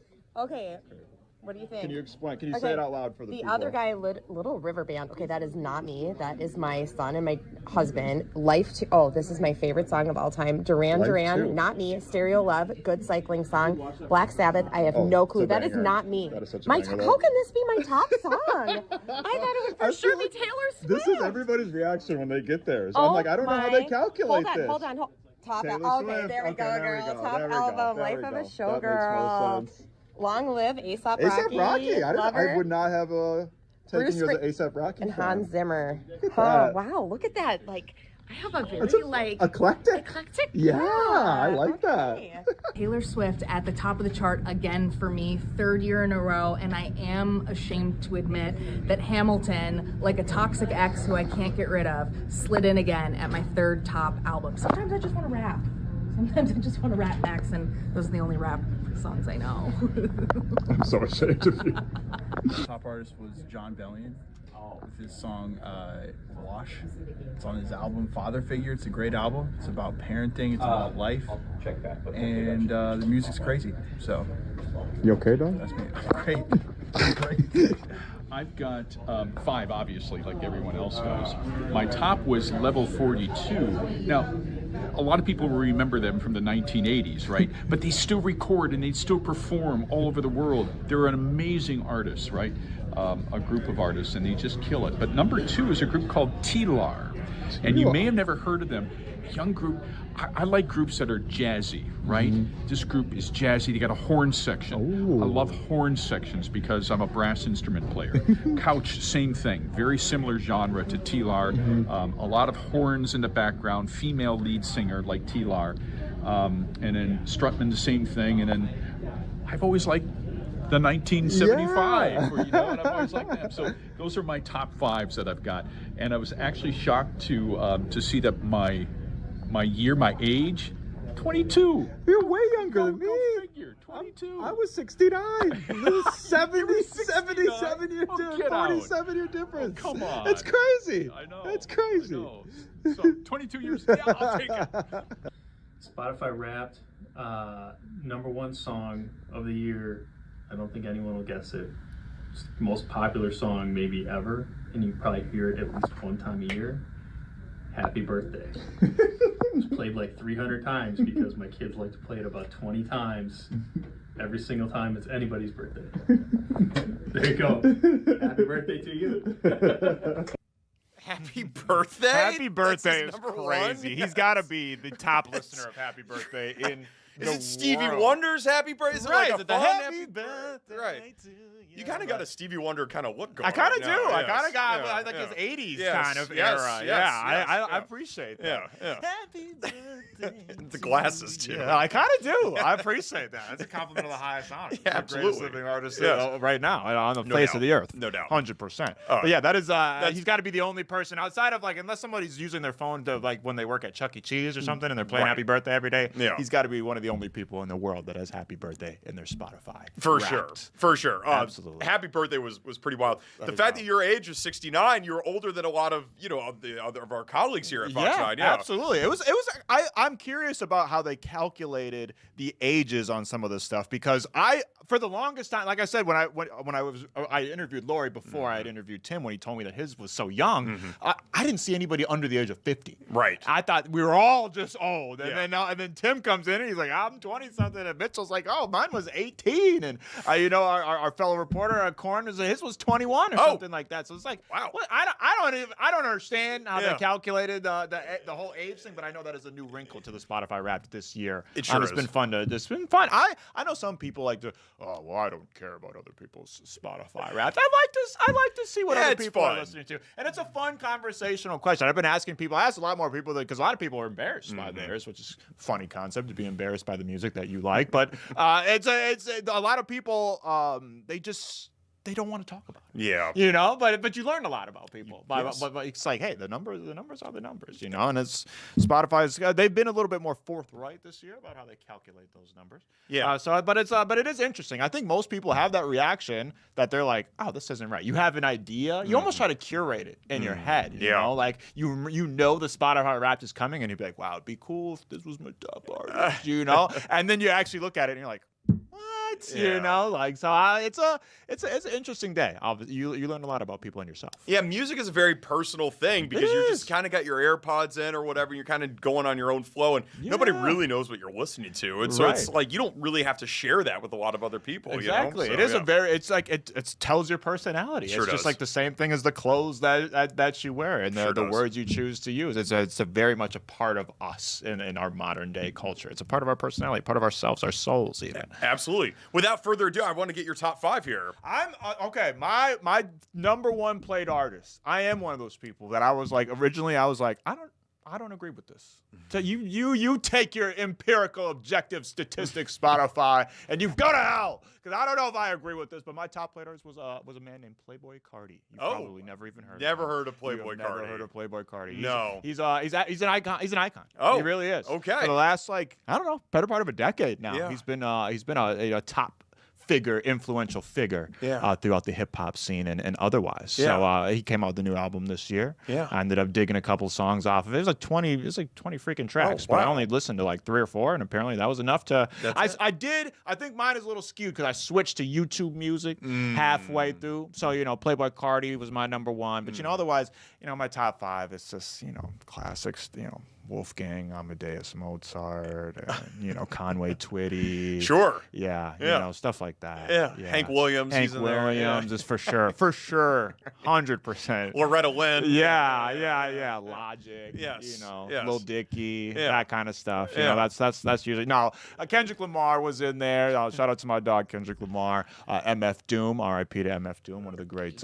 He's kind of was like the original underground rapper, but he got so popular that he's not actually underground. Yeah. But I was curious about mine, but I think the genres kind of matched mine more. It had rap as number 1, and then there was a Japanese city pop in there. There was Brazilian funk in there. Yeah. There was some pop music in there as well, and some house music. I got really into house music this year. Oh. Interesting. I realized like house music, aside from I feel like it's like the most neutral music. Like nobody's offended when you play house music. Right. Like if you play some, rap, some people are like, hey man, I'm not trying to hear that. If you play some country or some EDM, I might tell you I'm not trying to hear that. Like I'm not a hater. I might be like, hey, this ain't the vibe right now. But you play some, nobody's complaining when you play some house. Sure. Sure. Everybody's just cool with it. Yeah. You know what I'm saying? So that's kind of where I'm at. I feel like my genres were more true to who I really am. Yeah. The artist. And I looked it up because Spotify they've been a little, duplicitous about how they crunch the numbers on this thing. But it said for your top songs, your top artists, it says right here, these are the artists who shaped your year. We show you your total minutes listened in global fan percentile. So it also tells you, so I know you got a different deal than Spotify. You got Apple Music, they have a similar thing. Yeah. But it tells you if you're in the top, what percentage of listeners for the artist. I actually, for the first time ever, I follow someone on Instagram. They were the top listener of an artist. Wow. Bruce Springsteen at that. So not just like that's a not some diehard. nobody. That's a they were diehard. the top. I've never seen that. I've seen you're in the top 1%, 0.5%, whatever. They were the top listener for Bruce Springsteen. That's pretty incredible. That is incredible. Yeah, that is incredible. It tells you the numbers on your podcast and all that stuff. But I'm guessing. Yeah, yours is going to be a shocker. No surprises here. I can't. Black Sabbath, Nirvana, yes, Ozzy Osbourne, the late great Ozzy Osbourne, right. One of my favorites. The Beach Boys was my number 1. But Of course. I wasn't the top listener of the Beach Boys, but I'm surprised. But I did listen to a lot of Beach Boys music. A lot of Beach Boys. Forever. That was my number 1 played Beach Boys song. Wow. Yeah, Forever. So, and the Sunflower album, track 7. It's a great album. Go look it up. Pet Sounds gets all the credit. Sunflower. That's the deep cut. That's the hidden one. The Grateful Dead was number 2. And then Steely Dan checked out number 3. But Prince came in at number 4. Look at that. I was listening to a lot of Prince when I moved here in January and February. You were trying hard to fit in. Tried to be one of us. Tried to fit in, and then I just see what the Minnesota culture. No, I still like Prince. I like the deeper Prince cuts, For like sure. Pop Life and Yeah. I Feel For You, and everybody gets Kiss and Purple Rain or whatever. But the deeper there's cuts. some deeper. I mean, he's a prolific artist. Yes. He's made music pretty much all the way up until his death. So he's Yes. got tons and tons of songs that people don't know. But he's got a song called "I Hate You." That's a banger. Oh, banger! I've never heard that one. I don't know who hurt him. Yeah. But if you listen to that song, you're like, damn. Somebody really hurt my dog Prince. But Sheila E. was one of his people, and I got into her a little bit Sheila too. E's great. Discovered her through him. She's a Minneapolis gal. She is. Yeah. She's great, but nobody's surprised. Beach Boys on number 1 on your list. They're They've the probably best. been number 1 on your list for the last ever Ever since you've been playing. Last 3 years, best Christmas album out there. Go listen to it. You don't need anything else. Just go the Beach Boys Christmas album. Grace, we're very curious. What gotta be it's gotta be Taylor Swift. It's gotta be Tay. I wish I wasn't so predictable, but yeah, it's, my top artist is Taylor Swift. I've got SZA in there. Yep. Justin Bieber. Don't really know how Hey, that the happened, but I Biebs. do like his new album Swag. I do think it's a new sound for him, but it's good. And then Sabrina Carpenter. But what was so funny, we were talking about the listening age. Those artists, they're pretty young. They're pretty cool. I'm 23. My listening age is 78. 78? I don't know how that happened. How did that happen? I do listen to a lot of jazz. Like, that's probably, I have that's that what on in did the it. background, so I think that's probably it. But I think I'm the oldest I've heard. No, 78 is pretty damn. I think That's old. on the Twitter I saw 86. That Whoa. was the oldest one that I saw, and I don't know if they're. Yeah. what the hell that they're listening to. Yeah. You know, so I have no idea, but 70's pretty damn old. Yeah. Yeah. Also, how do they know what the age is? Like, everybody, music is universal. Yeah, It's generational. timeless. It's timeless. Yeah. Exactly. You can't put a stamp. Can't on put it. a stamp You on that. You cannot put a stamp on it. But what you can put a stamp on is 19.8 billion streams. That's what the top artists globally raked in all throughout the world. That was one Bad Bunny. Number one artist in the world with 19.8 billion never guessed streams. I know he's doing the Super Bowl. Yeah, but and it's for the first time in 2 years, the Yeah. top artist was not Taylor Swift. He knocked Taylor Swift off that list, and I believe the years preceding those 2 years, it was Bad Bunny as well. So this has been a long, dominant. This is not a flash in the pan. This is a dynasty. If Bad Bunny walked through that door, I probably would not know. You probably would know. I don't think we got a lot of Latino guys around the offices. You probably would know. I probably would know that was Bad Bunny. You probably would. Mr. Bunny. Yeah, Sir Bunny. Sir Bunny. Sir Bunny. I guess we're going to find out Super Bowl. That's going to be a big deal for him. Absolutely. But apparently he doesn't need the publicity. Well, and that's to all those people out there, because obviously it was very divisive. It was in the news for a long time. We like to make a fuss about little things like this, but to those people like, why would they pick Bad Bunny? I personally have never heard of him, so I don't. He's the most streamed artist on planet Earth, so that's why they picked Bad Bunny. No, it doesn't. I don't care if he was out there doing sign language for the damn performance. He's the most popular artist in the world. That's crazy. The whole 19.8 billion. Billion. With a B. Billion with a B. Taylor Swift comes in second. The Weeknd in third. Drake. Despite all the public L's and everybody declaring they all win. Yeah, exactly. They all win. Yeah, his death has been greatly overstated. And Billie Eilish rounds out the top 5. The top streamed song. Very interesting. The top 3 streamed songs around the world for 2025. None of them came out in 2025. Interesting. I think actually, if you keep going down the list for the top 10, I think only one song from K-pop Demon Hunters, everybody's favorite movie from 2025, was the only one from this year. The top streamed song this year was Lady Gaga and Bruno Mars' Death with a Smile. I'm not sure. Obviously, 2 very famous, prolific, giant icons in the pop music scene. I can't say I've ever heard this song. No, I can't say I've ever heard it either. And I'm not saying that as a badge of honor. I'm not one of those people that's like not updating. I'm like shocked. You're right. How did I not hear about these? Are giant artists. Totally. And Bruno Mars actually has 2 songs in the top 3, but Billie Eilish, Birds of a Feather, comes in at number 2. All these songs have over a billion. This Die with a Smile, 1.7 billion. That's crazy. Streams. That's crazy. Billion streams. Listen, there's a lot of all types of crazy stuff going on in the world, but this is the best time for music consumption because we can listen to everything, like you said, things from all the way back in the 1800s, if we want to, 1700s, as far back as music goes, and we can keep proceeding, reaching into the future with all this new stuff in 2025. And apparently everybody's been loving music throughout 2025, and we're going to keep loving music. It's a human thing. That's right. What's up, Grace? I have to report. Paul wanted me to let you know his top song. Oh, okay. What's Paul's? Hot to Go by Chappell Roan, who is also his dance. number 2 artist. And he's doing the dance in the background, doing a really good job. We know the dance.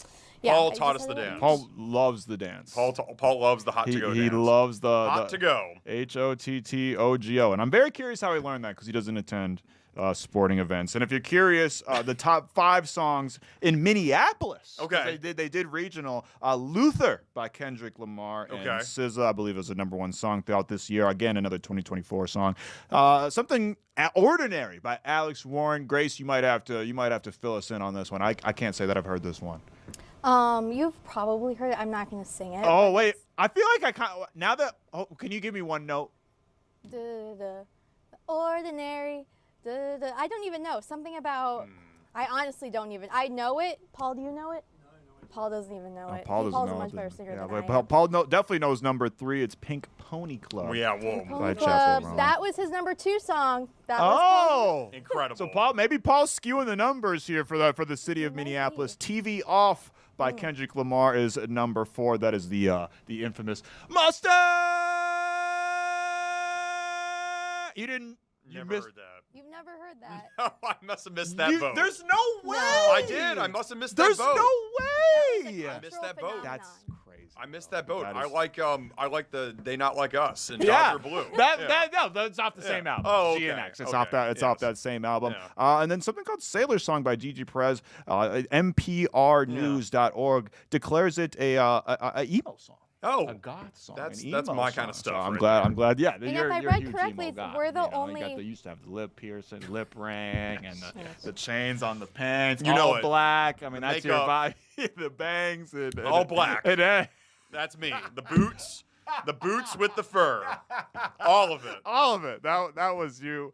We have to make you for TV. You spruce it up a little I bit, but off spruce the it air, that's Off the air. what you got the spiked, wrist. You can hear me driving out of the parking lot. Just the emo death metal coming out of blaring out of the speakers. No, it's good vibrations out of my car. That's awesome. Maybe we'll go to commercial break, and we're gonna figure out what we're gonna do next. Maybe play back a little bit of that press conference that we were hearing earlier today. It's nice to take a brief little detour from the serious stuff going on, but obviously we got to get back to the capital and news because there's a lot of stuff going on in the Twin Cities that concerns a lot of our dear residents here in Minneapolis and St. Paul and all across the land of 10,000 lakes. Absolutely. More to come from the afternoon shift after this. Okay, Lori's looking at her Okay, Spotify I've rap not looked for at the it yet. first time. For Okay, the ready? very first time. Let's see. You listened, we counted. 55,000 minutes. Dang. Okay, that's a lot. Okay, we're dance, pop rap, soft rock, electronic and country. Age is just a number. 62. That's pretty young. I was 69. What? That's the youngest I've seen, honestly. Oh my gosh. 62. Okay. What do you think? Can you explain? Can you say it out loud for the people? The other guy, Little River Band. Okay, that is not me. That is my son and my husband. Life to. Oh, this is my favorite song of all time. Duran Life Duran, Too. not me. Stereo Love, good cycling song. Black Sabbath. I have no clue. it's a That is banger. not me. That is such a My banger, though. how can this be my top song? I thought it would for sure be Taylor Swift. This is everybody's reaction when they get there. So I'm Oh like, I don't know how they my- calculate this. Hold on. Top Taylor okay, Swift. there we Okay, go, there we girl. go, Top there we go, album, there Life we of go. a That makes more Showgirl. sense. Long live A$AP Rocky. A$AP Rocky. I would not have taken Bruce you as Spring- an A$AP Rocky and fan. Hans Zimmer. at Oh that. wow, look at that! Like I have a very It's a- like eclectic. Yeah, I like okay. Taylor Swift at the top of the chart again for me, third year in a row, and I am ashamed to admit that Hamilton, like a toxic ex who I can't get rid of, slid in again at my third top album. Sometimes I just want to rap. Sometimes I just want to rap Maxx, and those are the only rap songs I know. I'm so ashamed of you. Top artist was John Bellion with his song Wash. It's on his album Father Figure. It's a great album. It's about parenting. It's about life. Check that. And the music's crazy. So. You okay, Don? That's me. Great. I've got 5, obviously, like everyone else does. My top was level 42. Now, a lot of people will remember them from the 1980s, right? But they still record and they still perform all over the world. They're an amazing artist, right? A group of artists, and they just kill it. But number 2 is a group called T-Lar. And you may have never heard of them. A young group. I like groups that are jazzy, right? This group is jazzy. They got a horn section. I love horn sections because I'm a brass instrument player. Couch, same thing. Very similar genre to T-Lar. A lot of horns in the background. Female lead singer like T-Lar. And then Strutman, the same thing. And then I've always liked the 1975, or, you know, and I've always liked them. So those are my top 5s that I've got. And I was actually shocked to see that my age, 22. You're way younger than me. Go figure, 22. I was 69. This is 77 year Oh, difference. get out. 47-year difference. Come on. It's crazy. I know. It's crazy. I know. So 22 years. Yeah, I'll take it. Spotify Wrapped, #1 song of the year. I don't think anyone will guess it. It's the most popular song maybe ever, and you probably hear it at least one time a year. Happy Birthday. It's played like 300 times because my kids like to play it about 20 times every single time it's anybody's birthday. There you go.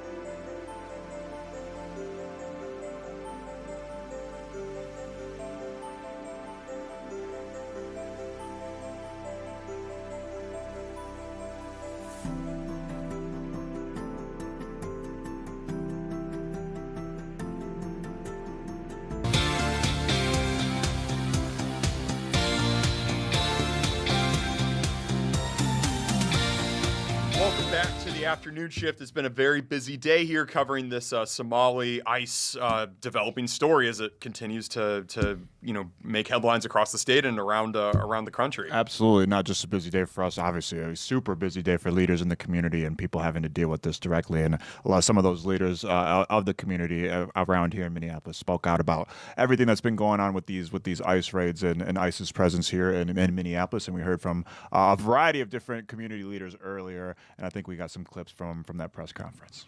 I see. All right. I'll start. My name is Jaylani Hussein, Jaylani Hussein. I'm the Executive Director for the Council on American-Islamic Relations.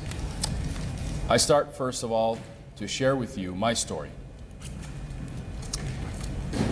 My family immigrated here to Minneapolis, to Minnesota in 1993. We immigrated on February 16th, one of the coldest days of that year, I think, or at least to me.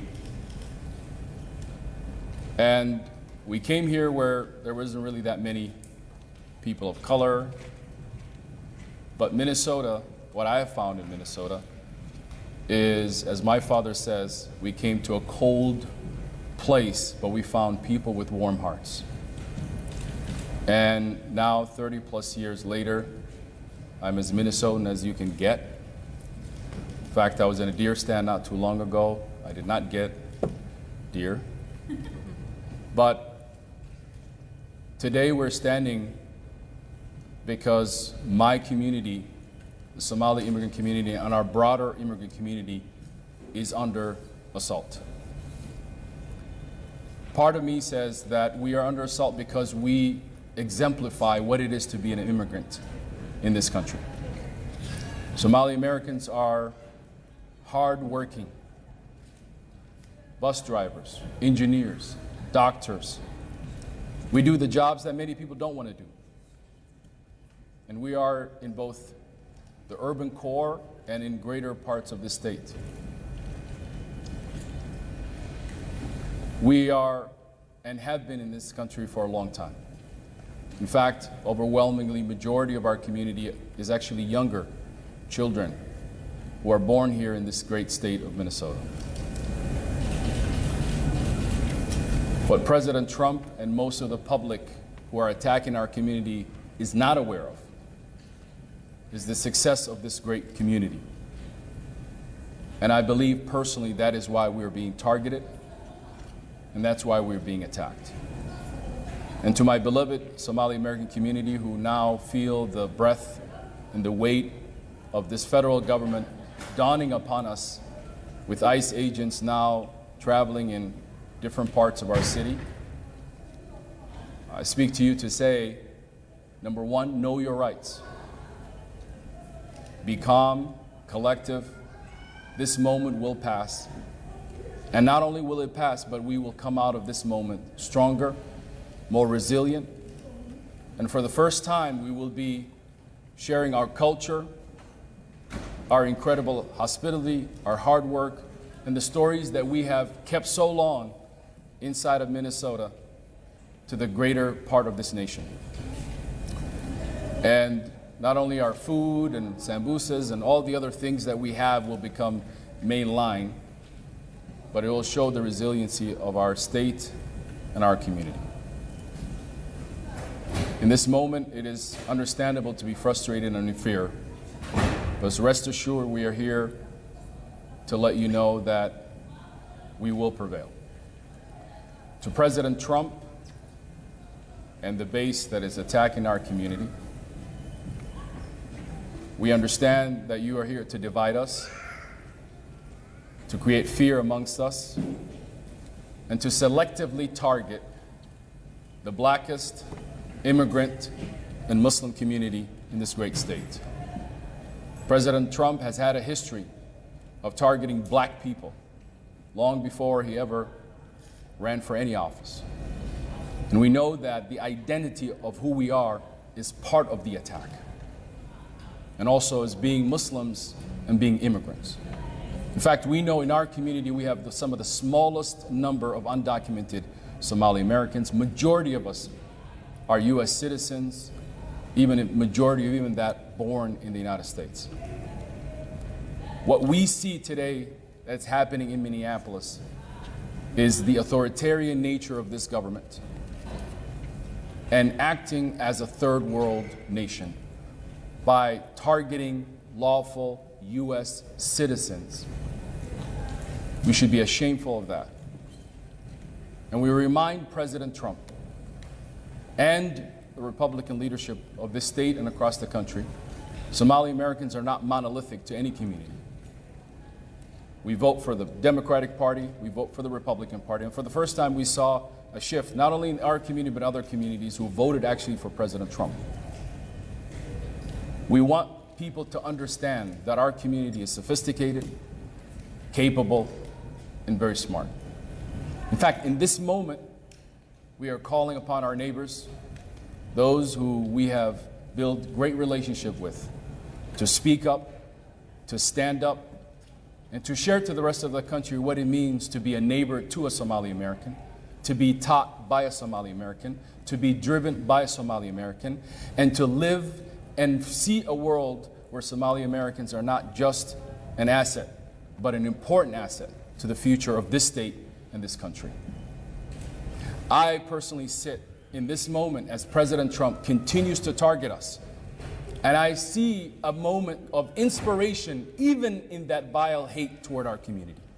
He is inspiring a generation of young people today who are on social media watching this and recognizing that his seat that he's sitting in as the President of the United States, he is inspiring a young Somali woman, a young Somali boy to become a president of the United States in near future.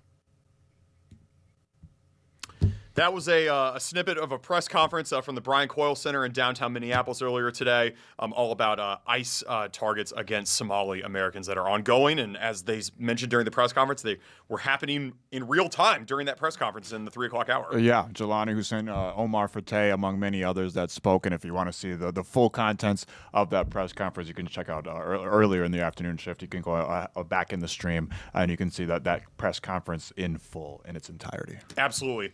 We want to give a special shout out to the immigration attorney that joined us today, Mark Prokush. He was very patient on the line and provided some great perspective after we got out of that press conference, and we're going to continue covering this story as it continues to develop. Yeah, unfortunately, it's not going to be a story that goes away. We've been talking about it for weeks, and it just keeps rearing its ugly head, ramping up more and more and more, and it's going to be something that unfortunately we're gonna have to keep talking about, because we've got to talk about what's really happening, and this is affecting a lot of people here in the community in Minnesota. Absolutely. We will most likely have more on this story and more on tomorrow's edition of the afternoon shift. We'll be back here at the same place, same time, Max. We will be back here, same place, same time. Hopefully the YouTube chat is a little bit more positive. A little disappointing reading the YouTube chat, but we will be here regardless.